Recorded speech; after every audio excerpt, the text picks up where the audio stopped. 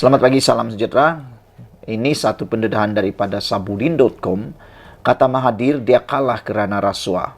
Adakah ini bermakna calon PN yang menang di Langkawi menang sebab beri rasuah? Agaknya disebabkan kekal terbelenggu oleh rasa kecewa dan masih gagal menerima hakikat kerana kalah sehingga hilang deposit di Parlimen Langkawi pada PRU 15 lalu. Tun Mahathir Mohamad mencecah lagi tentang kekalahannya itu.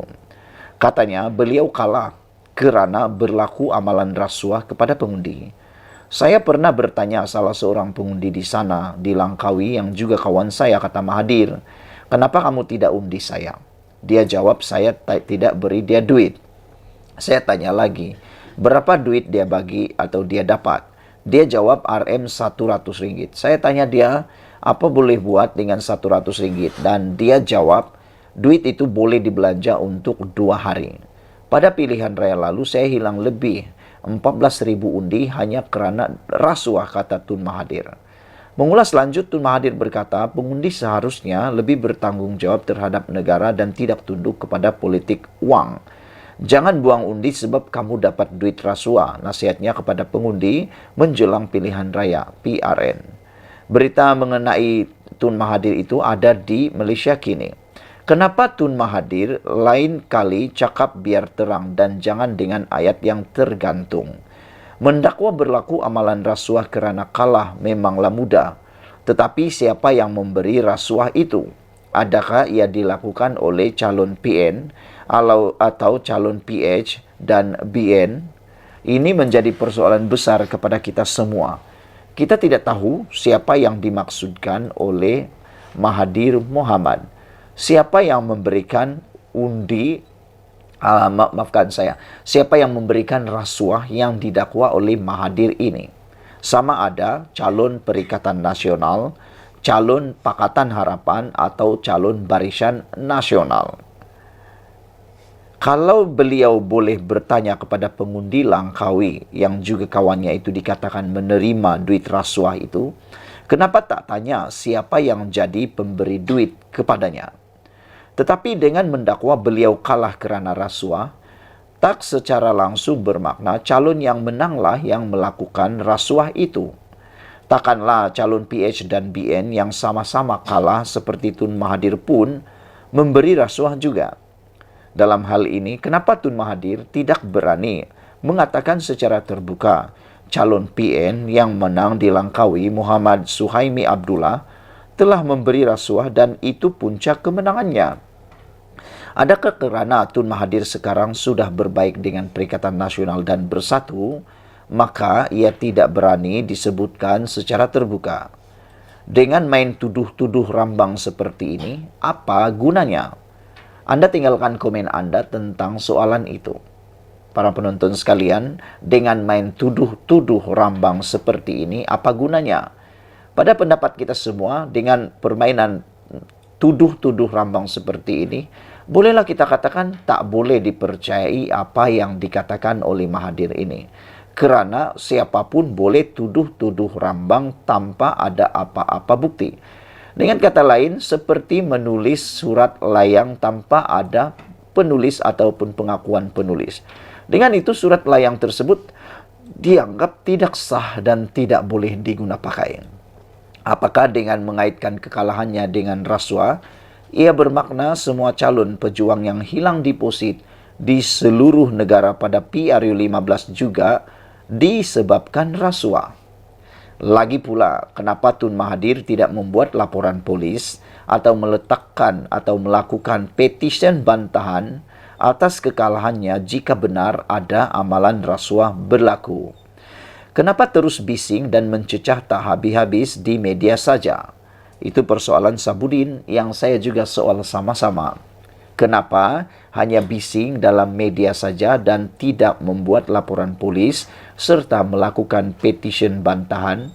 Karena baru-baru ini kita tahu beberapa petisyen telah pun dilancarkan, antaranya di Putrajaya, di Marang dan Kuala Terengganu. Salah satu petisyen itu telah menang, yaitu di Kuala Terengganu. Kenapa Mahathir tak buat? Adakah itu menunjukkan Mahathir sebenarnya hanya main cacah-cacah saja dan tidak ada bukti sebenarnya, hanya mahu menyatakan kekecewaan semata-mata. Dan menjadi persoalan besar lagi ialah siapakah yang dituduh oleh Mahathir memberikan rasuah ini? Adakah daripada calon Perikatan Nasional atau calon Pakatan Harapan atau Barisan Nasional? Tapi kalau melihat pada keputusan pilihan raya ini, kalau dilihat ditambah undi Barisan Nasional, Pakatan Harapan dengan Mahathir Mohamad, undi dicampur semua daripada Barisan Nasional, Pakatan Harapan dan Pejuang, masih tidak dapat mengalahkan, masih tidak boleh mengalahkan jumlah undi daripada Perikatan Nasional, yaitu Muhammad Suhaimi dengan jumlah 25.463 undi. Ditambah semua Barisan Nasional, PH dan Pejuang, jumlahnya hanyalah sekitar lebih kurang baru 23 atau 24 ribu undi. Makna kata Perikatan Nasional masih di hadapan mengalahkan Mahathir Mohamad.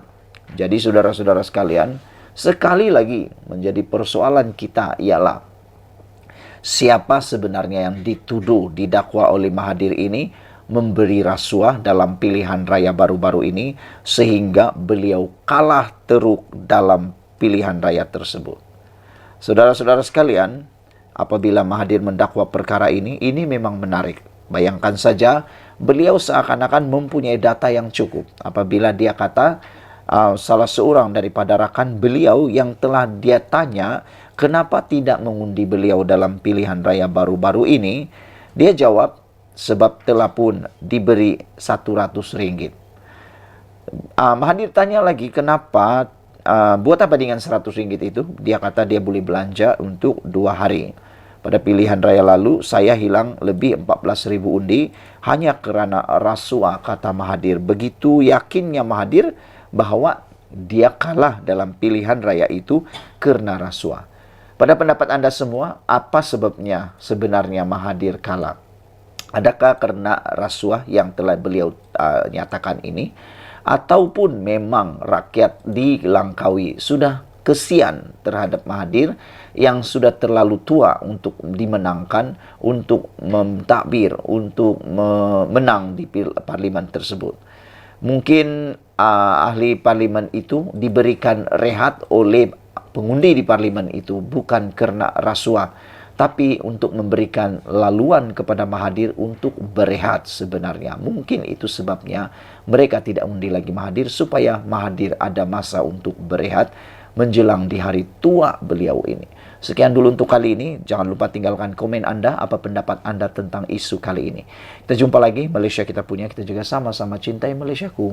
Bye-bye. Selamat pagi, salam sejahtera. Terima kasih karena bersama dengan saya di Nazilin Unity Channel. Pengakuan Mahathir ini paling luar biasa yang tak pernah kita dengar sepanjang saya memerhatikan politik di Malaysia ini dan juga mengulas tentang politik di Malaysia. Inilah kali pertama Mahathir buat pengakuan yang paling mengejutkan ini. Ada orang kata dengan pengakuan Mahathir ini, mereka kata Mahathir mungkin dah mula nyanyuk. Mereka kata mungkin dah mula terlalu tua untuk mengikuti politik di Malaysia ini. Apa pendapat kamu? Ini komen atau ini pengakuan Mahathir. Beliau kata Mahathir dakwa hilang deposit di Langkawi sebab rasuah. Kita tahu dalam PRU15 yang lalu, Mahathir telah pun kalah teruk di Parlimen Langkawi. Bahkan semua rakan-rakan Mahathir juga pun kalah teruk dalam pilihan raya tersebut sampai semuanya hilang deposit. Dengan pengakuan Mahathir ini menjadi satu persoalan besar. Adakah ini satu pengakuan Mahathir bahwa beliau sebenarnya masih relevan dalam dunia politik? Apa pendapat kamu? Adakah ini pengakuan Mahathir secara tidak langsung bahwa kalau bukan rasuah dia akan menang? Jadi kalau begitu, ini juga satu pengakuan Mahathir, ada wujudnya rasuah. Mungkin ada wujudnya rasuah dalam pilihan raya melibatkan Parlimen Langkawi. Dr. Mahathir mendedahkan kekalahannya di kerusi Parlimen Langkawi pada PRU lalu adalah disebabkan amalan rasuah. Jadi dengan ini, seperti di Kuala Terengganu, keputusan pilihan raya telah pun dibatalkan Maka dengan itu, Mahathir sepatutnya bukan buat sidang media, bukan membuat pendedahan dalam sidang media tentang amalan rasuah ini. Dia patut membuat laporan kepada Suruhanjaya Pilihan Raya dengan segera. Apa tujuan Mahathir buat sidang media seperti ini?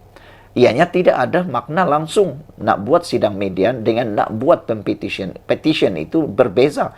Buat sidang media dengan petition itu luar perbezaannya tak sama langsung. Dan adakah dengan tindakan pendakwaan ataupun tindakan pendedahan Mahathir ini akan membuatkan ahli parlimen di Langkawi itu akan menyaman Mahathir? Nah, baru-baru ini Mahathir dan Perikatan Nasional telah pun bersahabat melalui meja bulat, melalui proklamasi Melayu. Sekarang ini Mahathir mula menyerang pula ahli parlimen Perikatan Nasional yang menang di parlimen Langkawi. Jadi di mana persefahaman antara Mahathir dengan kawan-kawan beliau yang sudah satu meja dalam proklamasi Melayu tersebut? Adakah ini akan menyinggung perasaan Muhyiddin kerana yang didakwa Mahathir ini adalah ahli parlimen dari Perikatan Nasional? Dan apabila Mahathir mendakwa ini, saya pernah bertanya salah seorang pengundi di sana, di Langkawi, kata Mahathir yang juga kawan saya, kenapa kamu tidak undi saya? Dia jawab, saya tidak beri dia duit. Oh, ini satu pendedahan yang patut Mahathir buat laporan dalam Suruhanjaya Pilihan Raya. Saya tanya lagi, berapa duit dia dapat, kata Mahathir. Dia jawab 100. Saya tanya dia, apa boleh buat dengan 100? Dan dia jawab, duit itu boleh dibelanja untuk 2 hari. Mahathir buat pendedahan ini memang luar biasa. Makna kata, ada bukti dari mulut Mahathir sendiri bahwa 100 ringgit diberi kepada setiap pengundi di Langkawi. Dan Mahathir tanya, buat apa dengan 100 ringgit itu? Dia kata, boleh belanja untuk 2 hari. Pada pilihan raya lalu, saya hilang lebih 14.000 undi hanya kerana rasuah, kata Tun Mahathir lagi. Sejak akhir-akhir ini, Tun Mahathir banyak membuat dakwaan yang macam tiada bukti.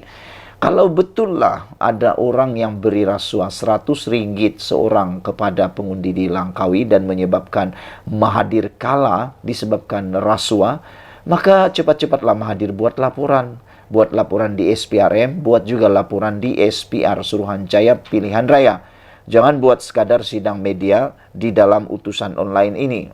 Saudara-saudara sekalian, bekas Perdana Menteri sebanyak 2 kali itu ditemui selepas menyempurnakan majlis penutup program kepimpinan perusahaan kecil dan sederhana di Yayasan Kepimpinan Perdana di Putrajaya.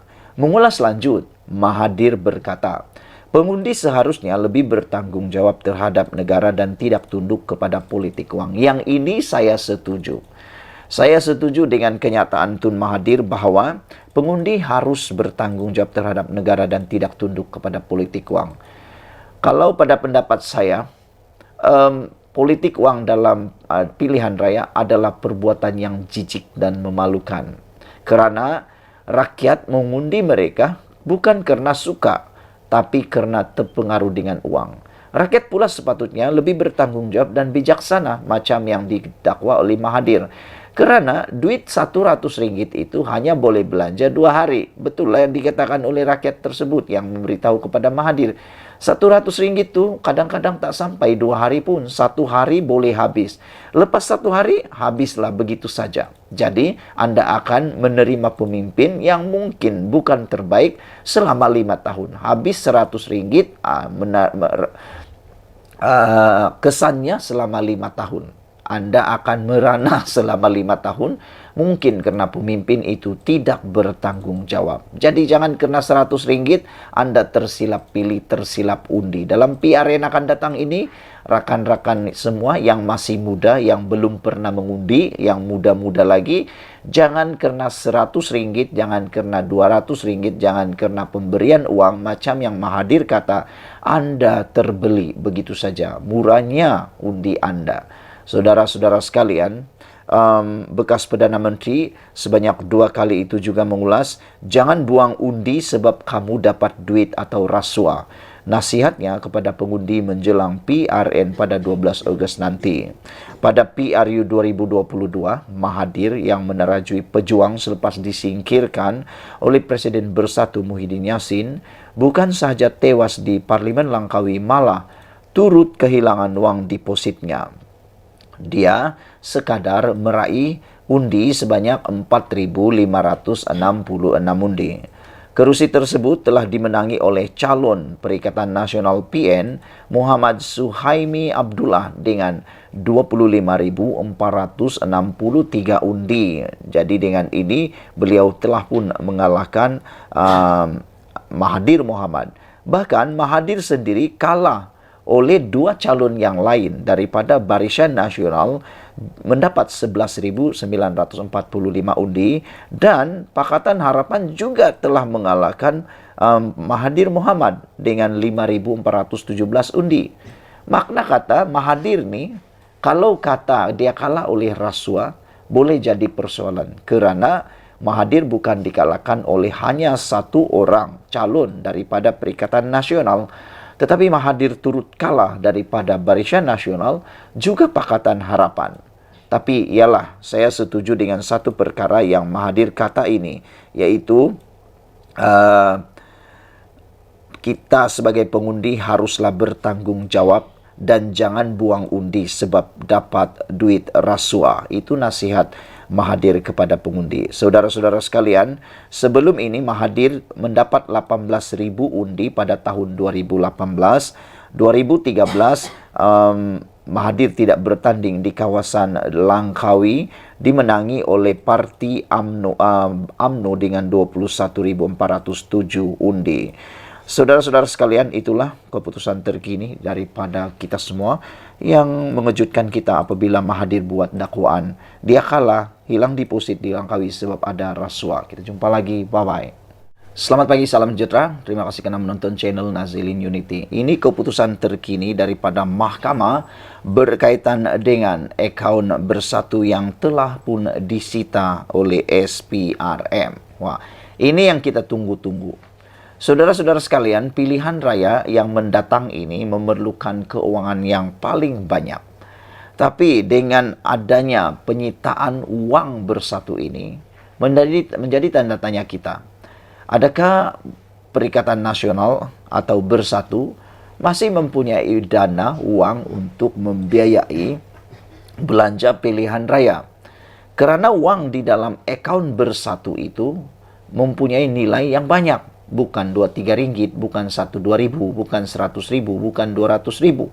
Tapi banyak uang diperlukan dalam pilihan raya. Uang itu bukan saja untuk membiayai perjalanan, tetapi perkara-perkara logistik seperti bendera dan sebagainya. Adakah dengan keputusan menyita ini belum lagi dibuka atau dibebaskan, akaun Bersatu itu akan menyebabkan Bersatu akan jadi miskin dalam pilihan raya kali ini, dan ianya akan memberikan natijah kesan yang besar kepada Parti Bersatu. Mahkamah Tinggi di Kuala Lumpur hari ini menetapkan 7 September untuk mendengar permohonan kebenaran semakan kehakiman yang difailkan Bersatu bagi mencabar penyitaan 2 akaun bank parti itu oleh SPRM.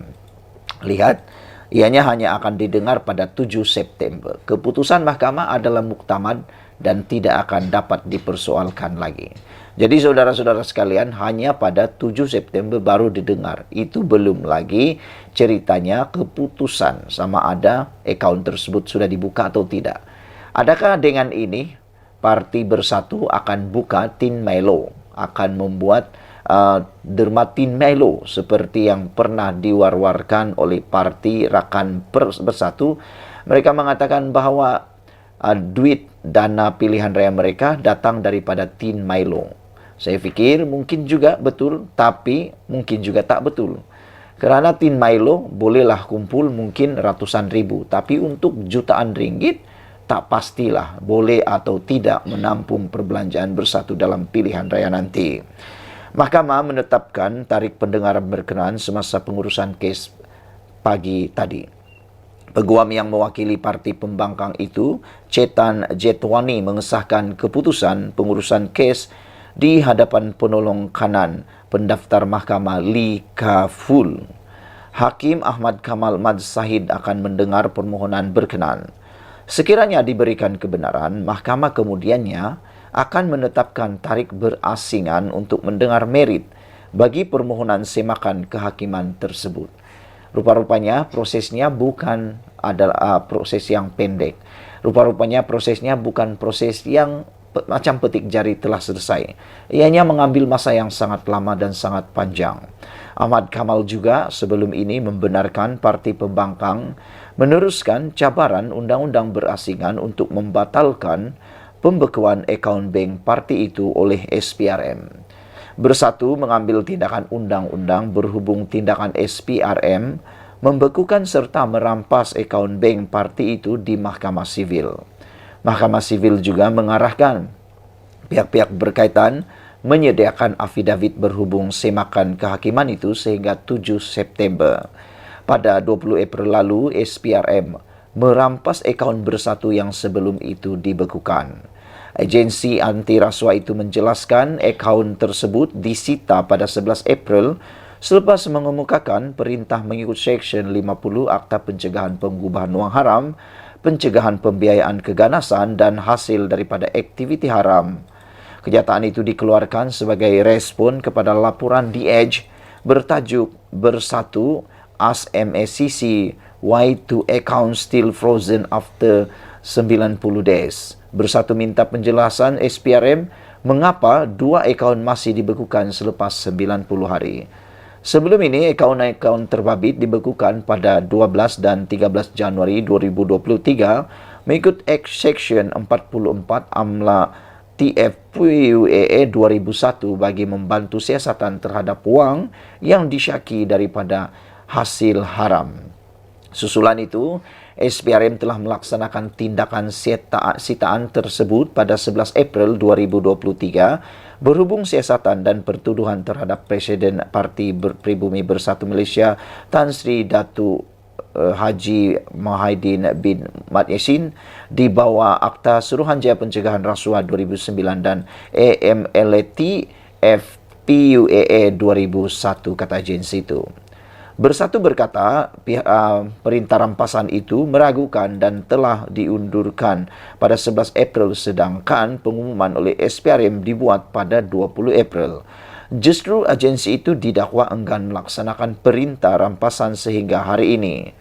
Pada 20 Mac lalu, Muhyiddin mengaku tidak bersalah terhadap 4 pertuduhan penyalahgunaan kuasa dan 2 pertuduhan pengubahan wang haram yang melibatkan RM 232.5 juta. 4 pertuduhan penyalahgunaan kuasa di bawah Seksyen 23 dalam kurungan 1 Akta SPRM 2009 di mana Muhyiddin didakwa menggunakan jawatannya sebagai Perdana Menteri dan Presiden Bersatu ketika itu bagi mendapatkan rasuah sebanyak RM 232.5 juta daripada 3 syarikat dan seorang individu antara 1 Mac 2020 dan 20 Ogos 2021. 3 syarikat tersebut ialah Bukhari Equity Sdn Bhd, Nepturis Sdn Bhd dan Mamfur Sdn Bhd. Manakala individu terbabit adalah Azman Yusof. 2 pertuduhan pengubahan wang haram dinyatakan di bawah Seksyen 4 dalam kurungan 1 kurungan B AMLA TFPUA 2001 yang dibaca bersama Seksyen 87 dalam kurungan 1 akta yang sama. Individu berusia 76 tahun itu didakwa menerima RM 120 juta hasil daripada aktiviti haram daripada Bukhari Equity Sdn Bhd antara 25 Februari 2021 dan 8 Julai 2022.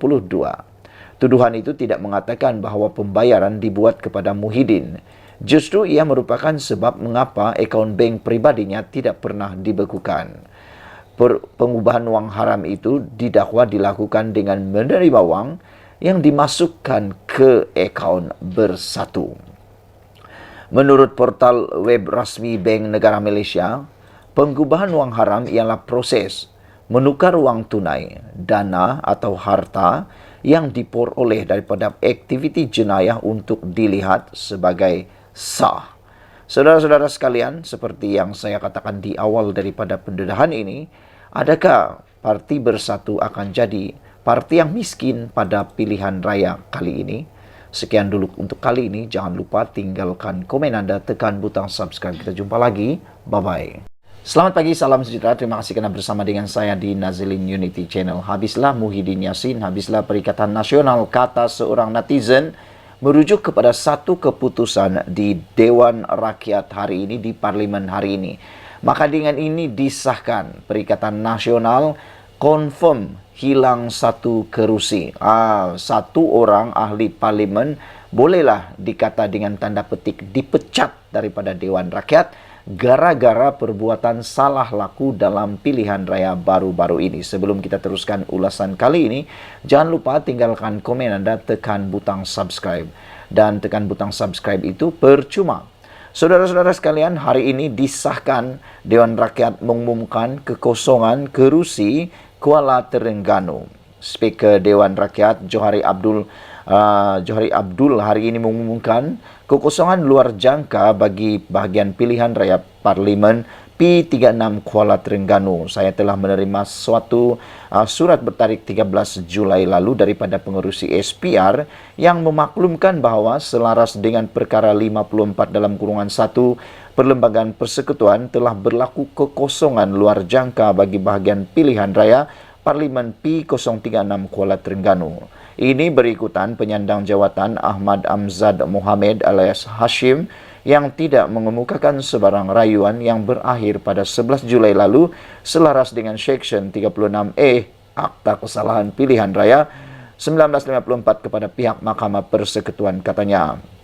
Sehubungan itu, Johari berkata pihak SPR akan mengadakan satu pilihan raya bagi mengisi kekosongan tersebut dalam tempoh 60 dari tarikh kekosongan berkenan. Saudara-saudara sekalian, dengan ini ada beberapa penganalisis politik dan juga pengkritik politik mengatakan adakah PAS bersetuju bahawa dengan keputusan ini PAS mengiyakan bahawa wujud rasuah, wujud sogokan dalam pilihan raya melibatkan PAS. Kerana dengan tidak mengemukakan rayuan tersebut, maka mereka bersetuju bahawa sah ada kesalahan rasuah dalam pilihan raya membabitkan ahli parlimen ini. Dan ada juga netizen ataupun penganalisis politik mengatakan dengan tidak adanya rayuan begini, mereka mengatakan sah bahawa bekas ahli parlimen yang telah kalah kerana dibatalkan kemenangan ini melakukan kesalahan sogokan alias rasuah ketika pilihan raya kepada para pengundi. Mereka bertanya, adakah ini adalah kesalahan yang patut diambil kira sebagai kesalahan biasa oleh SPRM dan SPRM turut perlu mengambil tindakan yang sama. Kata mereka, kalau tidak nanti akan berulang lagi perbuatan merasuah pengundi sehingga perkara ini akan berlaku lagi.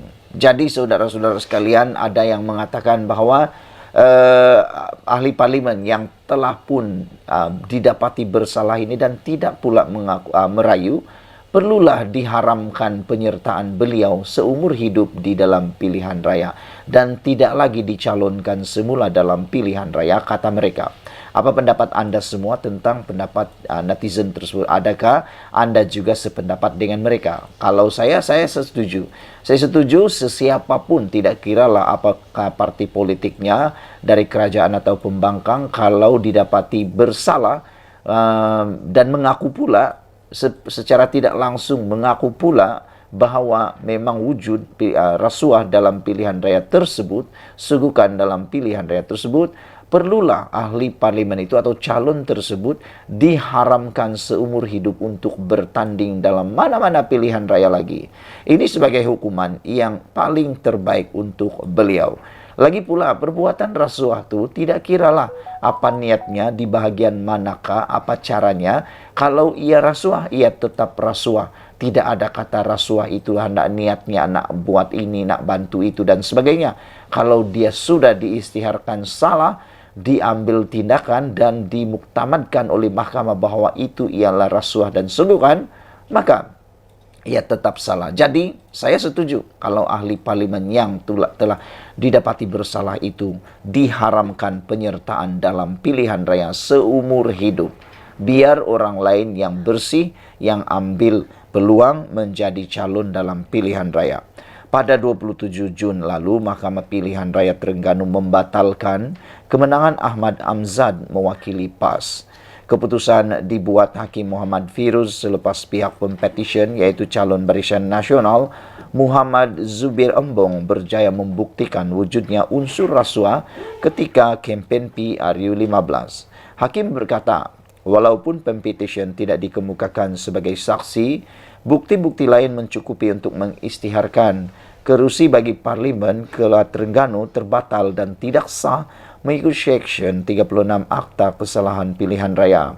Bagaimanapun, Mahkamah membenarkan penangguhan keputusan selama 14 hari bagi membolehkan responden membuat rayuan dan pemfailan permohonan rasmi penggantungannya sebagai ahli Parlimen Kuala Terengganu. Namun, Setiausaha Agung PAS Taqiyuddin Hassan berkata, mereka memutuskan untuk tidak merayu atas keputusan mahkamah itu atas pertimbangan memikirkan nasib rakyat. Saya sampai sekarang tidak dapat connect di mana perkara yang dapat pertimbangan memikirkan rakyat dengan tidak merayu tersebut. Kalau difikir-fikirkan, kalau memikirkan nasib rakyat, maka haruslah ada tindakan rayuan. Dengan tidak ada tindakan rayuan ini, secara tidak langsungnya menunjukkan bahwa seakan-akan mereka setuju bahwa ada rasuah. Memang ada rasuah. Katanya jika rayuan dikemukakan, masa yang lama sehingga 6 bulan diperlukan untuk diselesaikan pula di peringkat Mahkamah Persekutuan.